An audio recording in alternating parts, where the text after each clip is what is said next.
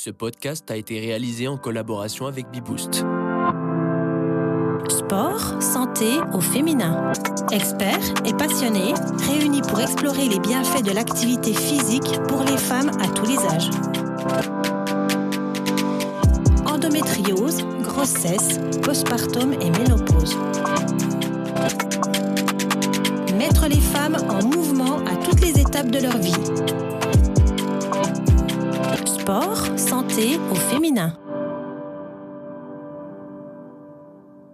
Bonjour. Dans cette série de podcasts, nous vous proposons de réécouter les interventions du colloque Sport Santé au féminin qui a eu lieu en décembre 2024 et qui a été co-organisé par le réseau Sport Santé, l'ARS, l'URPS Sage-Femme et la Dragesse de Bourgogne-Franche-Comté.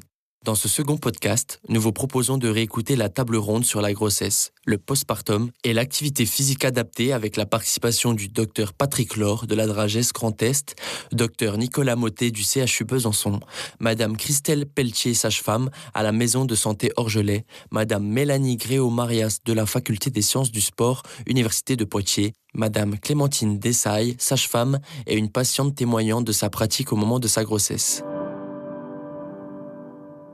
Racontez-nous un peu comment ça s'est passé, vos deux grossesses, parce que vous avez fait du sport quasiment jusqu'au bout, vous avez repris tout de suite après l'accouchement. Oui, alors effectivement, j'ai eu deux grossesses, et donc plutôt rapprochées, puisque j'ai eu deux grossesses en 3 ans. Une première grossesse donc simple en 2020, et puis une grossesse gémellaire avec des enfants nés en 2022. 2 filles en 2022. Donc, bon, pour la petite histoire, j'ai toujours fait du sport, donc pas à très haut niveau, mais j'ai toujours fait du sport. Vous avez fait le travail d'effort pendant votre grossesse? Oui, mais au premier trimestre, je précise. Voilà, donc effectivement, j'ai toujours fait du sport et j'ai continué l'activité physique pendant la grossesse, où j'ai effectivement pu recevoir quelques messages discordants, qui pouvaient être un petit peu culpabilisateurs au début, surtout pour la première grossesse.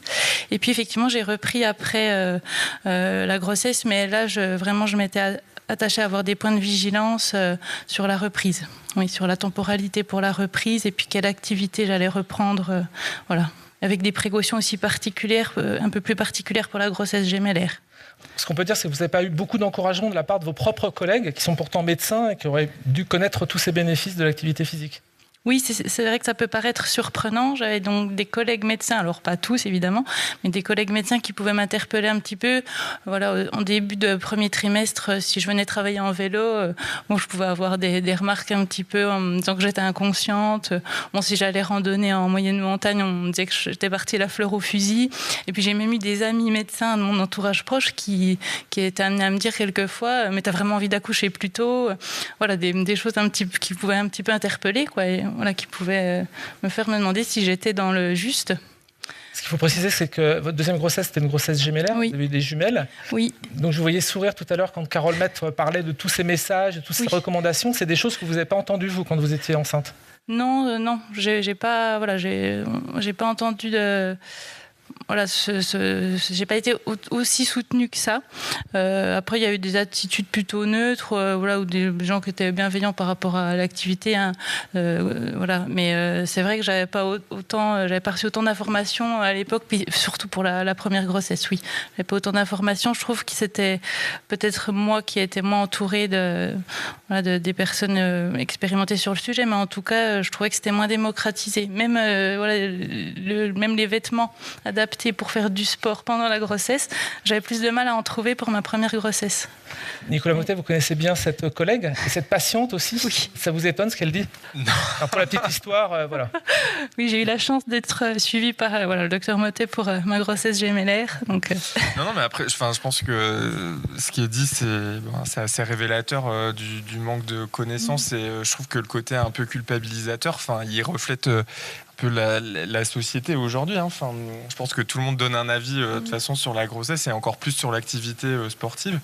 Et je pense qu'après, pour les professionnels, c'est difficile d'arriver à se positionner dessus parce que quand on va encourager l'activité physique et que survient, par exemple, une complication qui n'était pas forcément en lien avec la grossesse ou inattendue, du coup, ceux qui vont être partisans sport et grossesse vont dire mais non, il n'y a aucun rapport. Et puis ceux qui étaient critiques vont aller là-dessus en disant mais oui, mais si tu étais resté chez toi et que tu n'avais pas bougé, il ne te serait rien arrivé. Oui.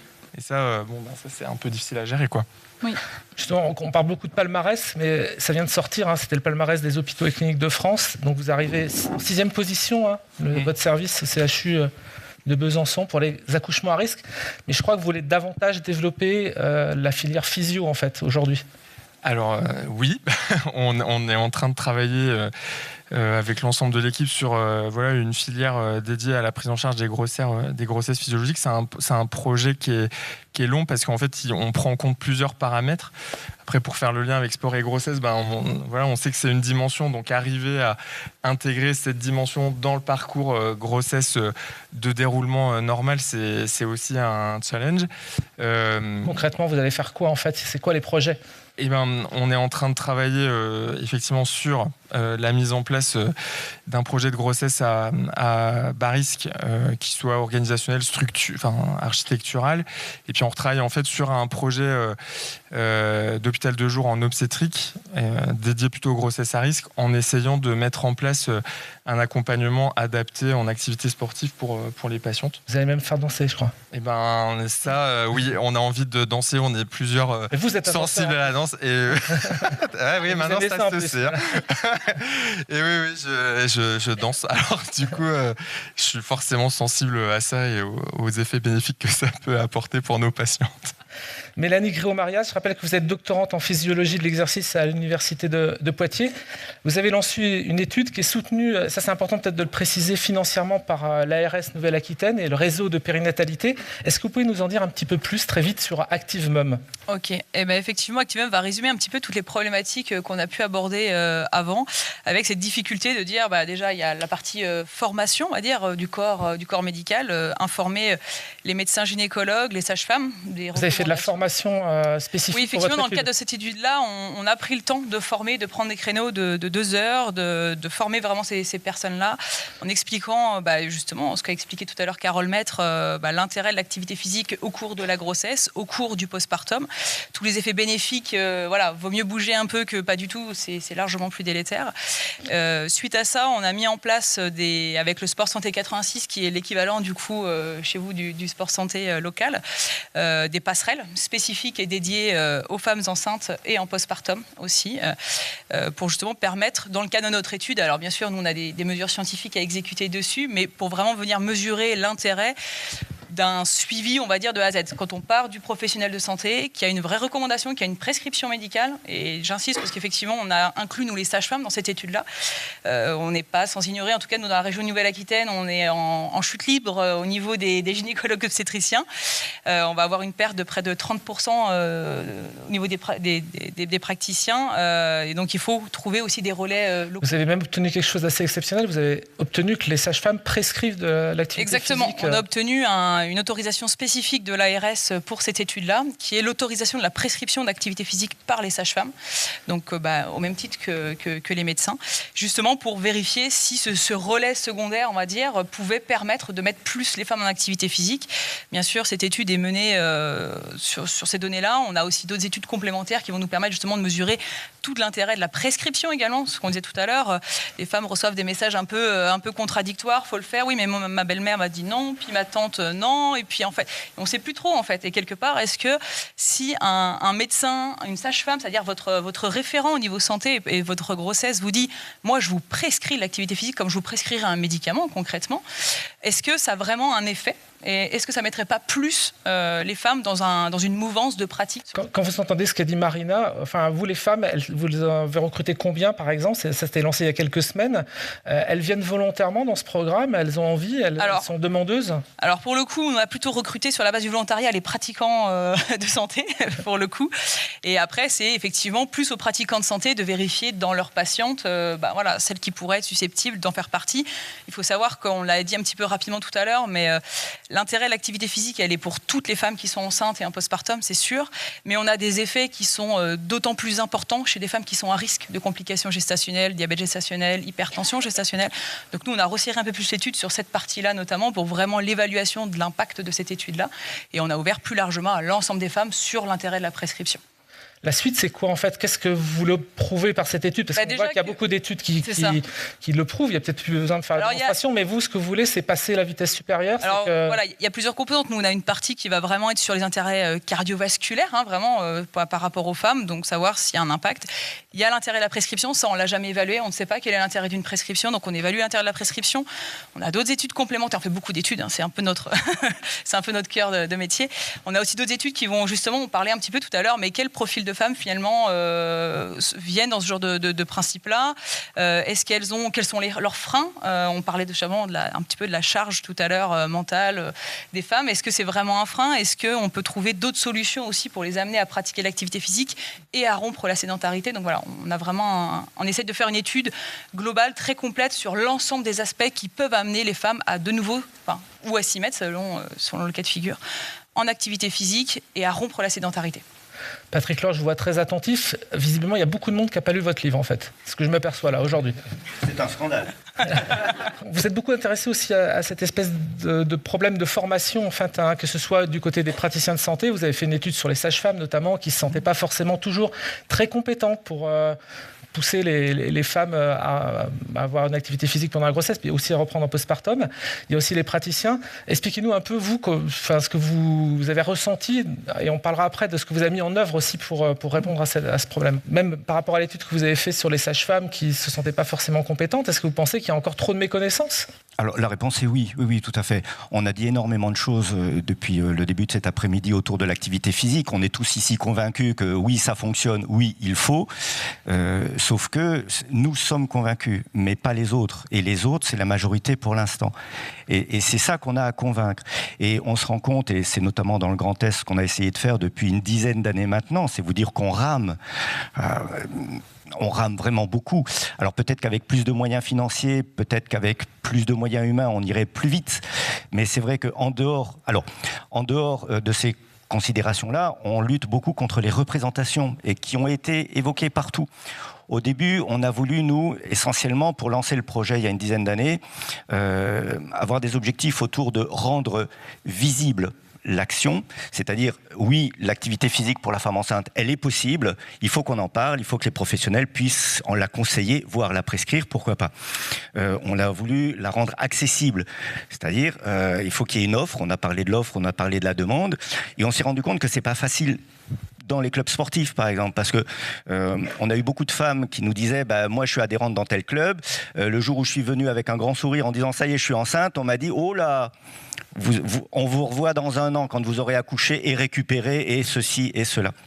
Donc c'est toutes ces perceptions différentes et opposées à l'activité physique. On parlait tout à l'heure de l'entourage de la femme. Oui, ça peut être un facteur favorisant extraordinaire quand le mari, quand la maman pratique elle-même, mais ça peut être un frein si considérable, surtout les belles-mères.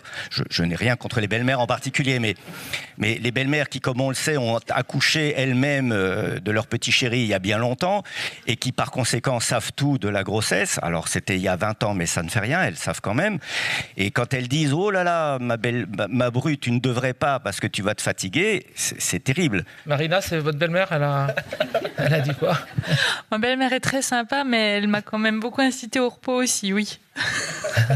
C'est vrai. Sur la Ligue des mamans, en fait, vous pouvez peut-être expliquer ce que c'est. C'est un espèce de grand annuaire. Vous avez répertorié tous les créneaux, un peu comme fait le réseau Sport Santé en Bourgogne-Franche-Comté sur plein d'autres activités. Mais là, c'est spécifiquement dédié aux femmes enceintes ou en reprise en postpartum.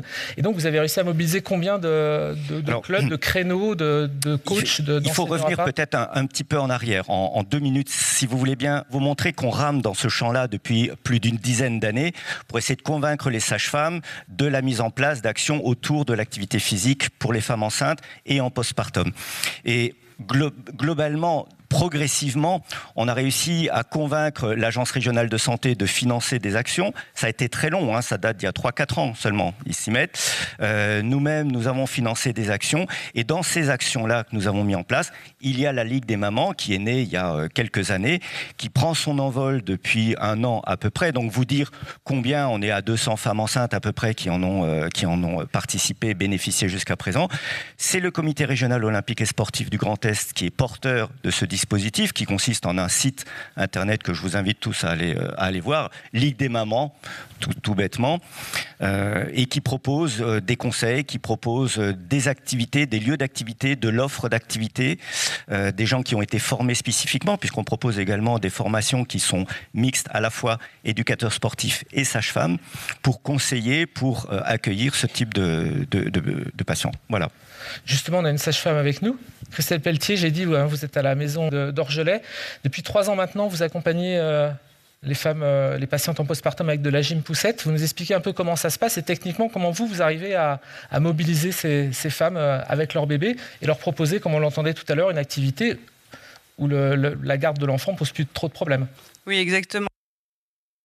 Pour répondre à cette question sur la garde de l'enfant, nous, on accepte également que les mamans viennent avec leurs grands-enfants, des fois, s'il y a besoin, pour qu'elles puissent être présentes au gym poussette et en bénéficier. Donc ça ne nous gêne pas.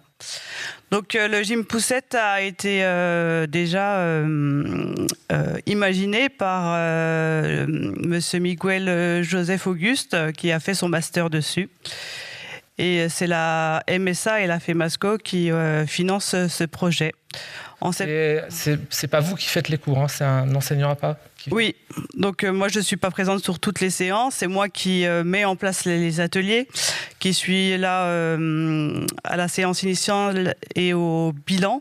Je fais également quelques ateliers type le sommeil, les massages bébés, des choses comme ça. Mais il y a toujours un prof à pas avec nous. Donc depuis septembre 2021, nous faisons 2 cycles gym poussette par an. On en est donc au 8e, on le finit vendredi. Chaque cycle est sur 10 séances. Chaque séance dure 2 heures. Une séance où on discute d'un thème choisi par les patientes, diversité alimentaire, le sommeil, la psychomotricité. Et la deuxième heure où nous faisons de l'activité physique adaptée, donc par une prof à pas. Le gym poussette, Marina, c'est pas forcément ce que vous cherchiez vous. Il y a un problème aussi de ce qu'on peut faire en termes de sport. En fait, il y a des femmes qui demandent une activité un peu plus soutenue, moins tranquille. Je pense que ça dépend de ce qu'on faisait avant, de ce qu'on aimait faire avant. Donc, effectivement, c'est quelque chose que j'ai pas testé, mais après, j'ai repris la marche rapide avec la poussette. Donc, on retrouve quand même des points communs. Mais oui, j'imagine que ça dépend de ce qu'on faisait avant. Pour moi, c'était la course à pied, la natation, le vélo. Et j'ai inclus ces activités, des moments différents de la grossesse ou du postpartum. Mais vous avez toujours adapté, en fait. Oui, tout à fait. La course à pied, vraiment, j'ai gardé cette activité pour le premier trimestre. Et puis, après, ça a été plutôt natation, vélo en intérieur. Puis le postpartum, après, c'est pareil, il a fallu adapter les délais. Mélanie, vous proposez quoi, effectivement, dans vos 2 passerelles? Parce que je crois que c'est important, le type d'activité que vous choisissez, parce que vous voulez démontrer qu'un type d'activité précis a des effets précis par rapport à la femme, qu'elle soit en période de grossesse ou après en postpartum. Oui, effectivement. Donc, les considérations, par exemple, notamment pour la partie postpartum, d'avoir un nourrisson avec soi peut limiter fortement la mise en activité. Donc, même chose, on a essayé d'intégrer des activités où les mamans pouvaient découvrir une proposition assez variée d'offres, tout le temps en étant avec le bébé. Donc, on a de la danse, par exemple. Avoir de la danse avec le bébé. On va avoir effectivement de la marche. On va avoir diverses activités. Et effectivement, les problématiques ne sont pas les mêmes sur la partie grossesse. Notre objectif étant de leur montrer justement toutes les possibilités qu'il peut y avoir. C'est-à-dire qu'il ne faut pas mettre des cases en disant c'est que de la natation, c'est que de la marche. Non, l'objectif c'est de leur montrer un panel assez large d'activités diverses et variées. Plutôt fun aussi, parce qu'on s'adresse quand même plus souvent à des femmes qui sont inactives à la base et qu'on encourage à mettre en activité. Et en amont de tout ça, et effectivement, au niveau des flyers qu'on peut leur donner pour les orienter, on a développé des flyers qui sont spécifiques. On a 4 types de flyers différents. Un qui est pour les femmes inactives, donc vraiment avec des recommandations pour se mettre à l'activité et donc en prenant en compte cette donnée-là. Des flyers qui sont pour les femmes qui sont déjà actives et l'objectif c'est de leur dire vous inquiétez pas, continuez votre activité, mais on va adapter. S'il y a un peu de fatigue, on peut adapter, mais c'est tout à fait faisable et au contraire conserver votre activité, c'est bénéfique pour vous, c'est bénéfique pour votre bébé.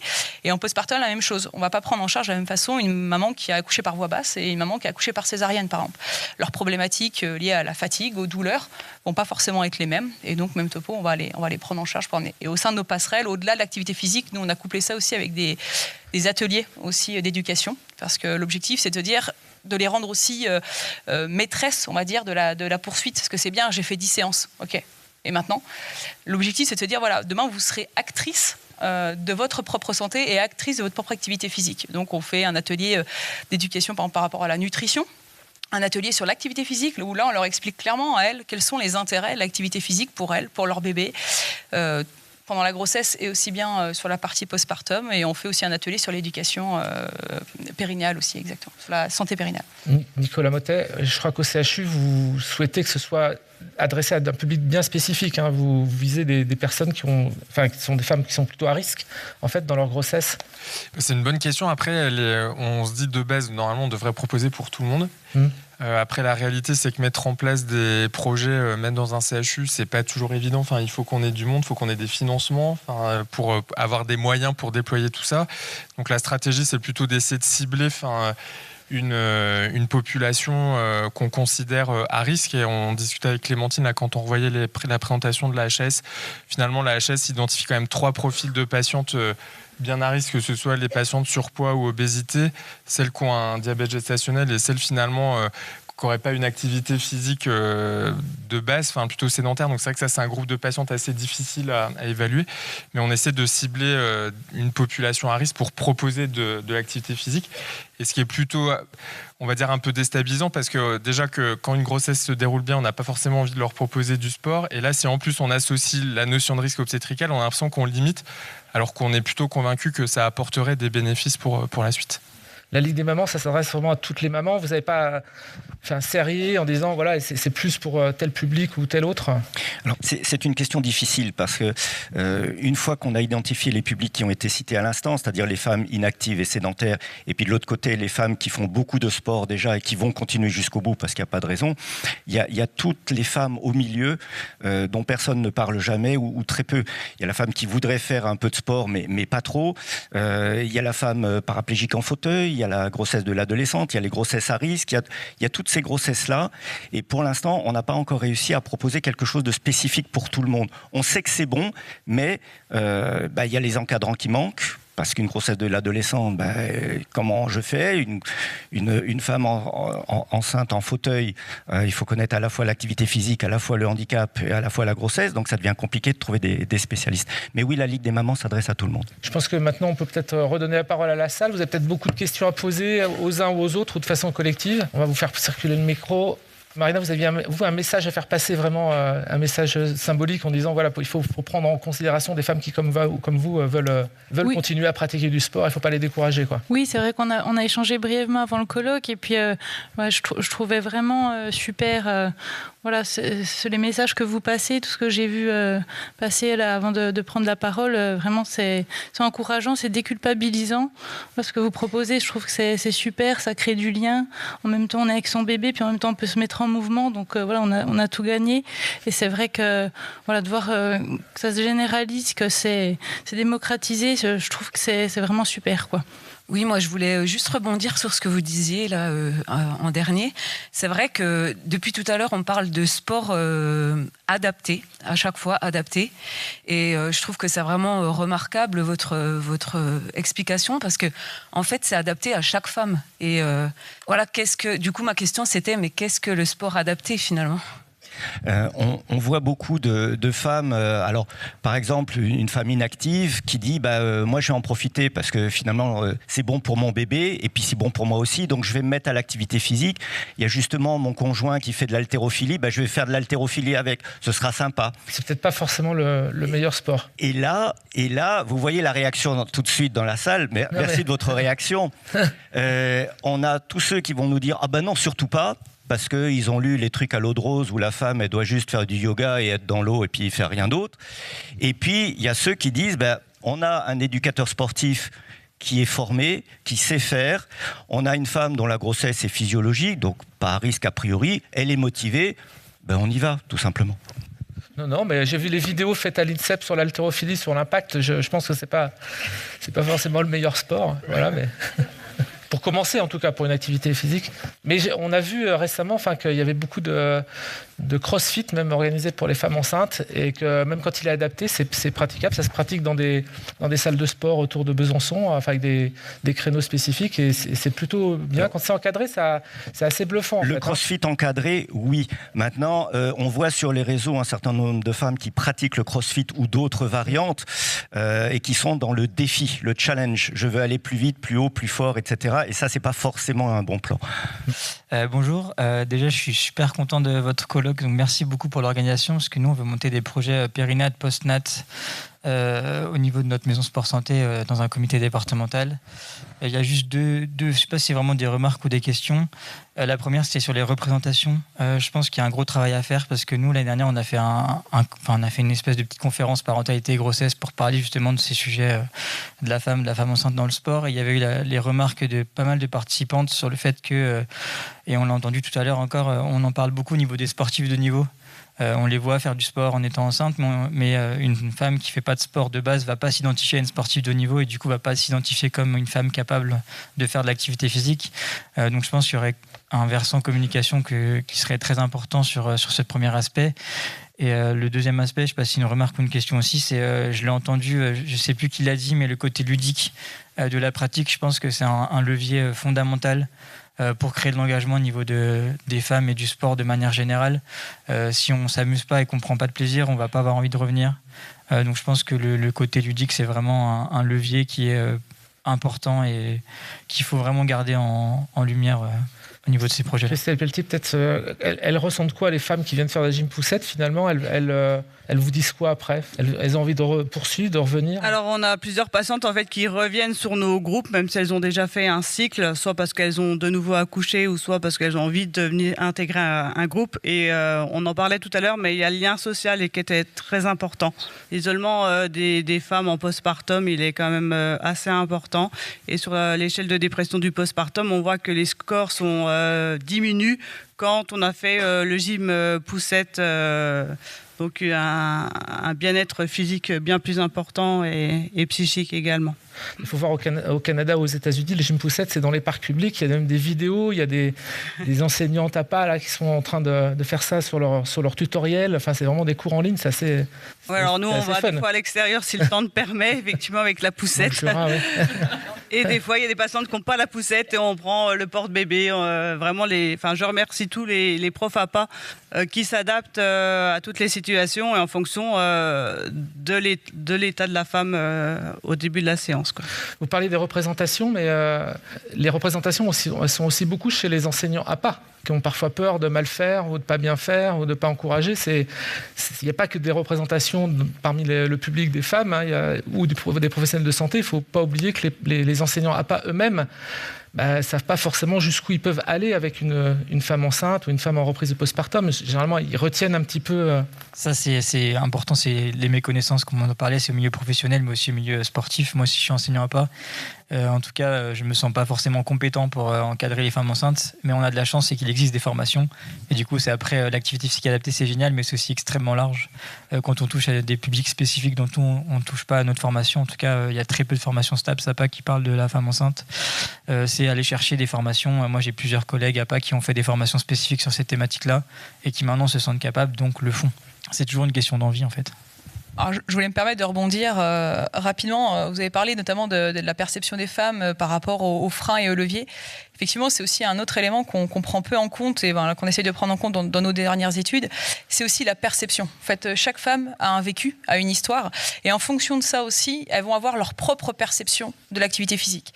Donc typiquement, une femme qui a pu connaître des événements de grossesse compliqués peut avoir une perception du risque, du danger, soit de sa pathologie, soit de l'activité physique qui peut être aussi augmentée. Donc l'objectif des nouvelles études, on va dire qu'on sort sur ces freins et leviers, c'est aussi de venir coupler ça avec la perception du risque, la gravité du risque.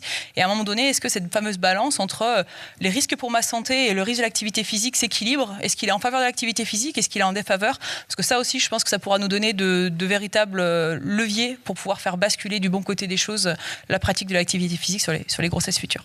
Moi, je voulais juste apporter un témoignage. Lors de mes postpartum, j'ai toujours trouvé le moyen d'aller faire mes séances de kiné. mais je me suis jamais organisée pour aller reprendre les activités sportives que je faisais avant ma grossesse. Donc au niveau moi j'avais eu des grossesses médicalisées, mais peut-être qu'au niveau du discours à avoir, il faut peut-être, je ne sais pas si on continue de prescrire de la kiné pour un postpartum maintenant, mais sinon dans la continuité de cette prise en charge, il faudrait peut-être avoir un discours qui complète en fait cette première approche de l'activité sportive après l'accouchement. Qui veut répondre ? Oui, ça ne nécessite pas peut-être de réponse, mais ça peut peut-être vous aider à avoir une réflexion. Alors, je vais vous faire un premier élément de réponse sur l'organisation. Et sur l'organisation, à titre de boutade, mais quoique, si on rassemblait l'ensemble des femmes enceintes sous la forme d'une fédération sportive des femmes enceintes, ce serait la 3e ou la 4e fédération sportive de France, dont la présidente pourrait être Clémentine ici présente. Et par conséquent, on aurait un poids formidable, à la fois pour obtenir des subventions, pour faire connaître l'activité, mais également peut-être pour taper sur le dos du ministère de la Santé qui continue d'exiger des sages-femmes et des médecins de remplir tout un tas de cases dans les dossiers qui sont parfaitement inutiles parce que personne ne les lit jamais, et ce qui empêche de pouvoir enfin, une fois, proposer de l'activité physique. Et par rapport à la question juste avant aussi, la question sur la rééducation, le service de maternité, est-ce qu'il y a un service de rééducation inclus avec? Et en fait, moi, je voulais rebondir sur la place qu'on a, nous, en tant que kiné, en ville. On peut être un levier que vous pouvez exploiter pour la remise en activité physique chez les femmes en postpartum, et même pendant leur grossesse. On est là, et en fait... la prescription de la rééducation abdominale du postpartum peut être un levier extrêmement intéressant pour remettre la femme dans une activité physique et surtout l'adapter à comment elle vit son postpartum, d'où elle part, jusqu'où elle veut aller, quels sont ses objectifs. En fait, on est là aussi pour leur permettre de comprendre ce que c'est l'adaptation qu'elles peuvent avoir dans leur pratique sportive, avec nos connaissances qui vont beaucoup s'entrecroiser avec celles des sages-femmes et des profs APA. On peut être un lien extrêmement intéressant pour les remettre sur le chemin de l'activité physique qu'elles avaient peut-être mis entre parenthèses dans les derniers mois de grossesse et le premier mois du postpartum, quoi. Si je peux me permettre, parce que je ne veux pas faire doublon juste après, c'est moi tout derrière. C'est un peu les mêmes questions. Depuis tout à l'heure, j'entends parler beaucoup de sages-femmes, beaucoup de profs APA, et c'est très bien qu'ils soient très nombreux dans cette pièce. Mais on a pas mal oublié les kinés. Heureusement que les 2 dernières questions sont à ce sujet-là, parce que je trouve qu'on est la profession un petit peu centrale entre l'activité physique et la santé. Et tout à l'heure, on se demandait comment on prend en charge une patiente qui serait handicapée en situation de grossesse. Un kiné est capable de faire ça. Donc j'ai pu apprendre aussi que les sages-femmes pouvaient prescrire de l'activité physique. C'est très bien. On espère un jour que les kinés puissent aussi le faire et pas seulement renouveler ces prescriptions-là. Donc on est là et on peut apporter des réponses à certaines questions qui sont pour l'instant visiblement sans réponse. Merci. Alors, j'apporte une petite précision sur la prescription par les sages-femmes. On est, nous, très spécifiquement dans le cadre d'une étude qui nous autorise à le faire pour notre étude. L'objectif, effectivement, derrière est clairement de faire un article 51 concrètement et de l'uniformiser sur l'ensemble de la région et du pays. Effectivement, dans l'immédiat, c'est pas forcément le cas. Après, il faut des leviers et j'entends ce que vous dites et je trouve ça bien sûr intéressant. Je pense que toute aide est toujours bonne à prendre, ça c'est sûr. Après, malheureusement, aujourd'hui, je dirais qu'on est un petit peu aussi tenu par ce qui est du soin courant et le parcours aiguillé. Et peut-être là, vous serez plus à l'aise que moi sur ce sujet-là. Je ne suis pas sûre que sur un parcours classique d'une femme ayant une grossesse sans complications particulières, le kiné rentre en ligne de compte directement. Et ça peut être aussi un élément qui fasse que, pour toutes les femmes, en tout cas, vous serez forcément intéressante pour certaines, mais peut-être pas pour toutes. Oui, je me permets de répondre à titre personnel, en tout cas. C'est vrai que sans l'appui de la kinésithérapie, pour mes 2 grossesses et d'autant plus pour la gémellaire, je pense que j'aurais pas pu retrouver mon niveau de forme et les activités que j'avais auparavant. C'est vrai qu'on pense à la kiné du périnée, La kiné abdo, d'autant plus pour les jumeaux, mais voilà, j'en ai fait 1 an pour la gémellaire. Et puis même pour tout ce qui est postural, en fait, la reprise de la posture et de retrouver ses sensations. Vraiment, la clé, ça a été pour moi la kinésithérapie. J'ai trouvé que vraiment c'était indispensable, en tout cas, pour moi. Alors moi j'avais une remarque supplémentaire parce qu'avant de prescrire justement de l'activité physique adaptée, les sages-femmes elles n'ont pas la possibilité de prescrire de la kiné justement. Et d'ailleurs ça c'est un problème en tout cas à soulever parce que on est quotidiennement confronté à ça. Moi je suis kiné et on travaille beaucoup avec les sages-femmes. Effectivement, vu que les patientes sont de plus en plus suivies par les sages-femmes, notamment pendant la grossesse et aussi sur le postpartum, on est toujours contraint d'aller réclamer aux médecins G ou aux gynécos, mais qu'elles n'ont pas, des prescriptions pour justement pouvoir les suivre. Et effectivement, je pense qu'on est un certain levier pour aller dans la remise en mouvement, évidemment. Merci d'avoir suivi cette première table ronde du colloque sport santé au féminin co-organisé par le réseau Sport Santé, l'ARS, l'URPS Sage-Femme et la Dragesse de Bourgogne-Franche-Comté. Retrouvez dans cette série de podcasts les interventions autour de la promotion de l'activité physique adaptée pour mieux accompagner les femmes ménopausées ou touchées par l'endométriose.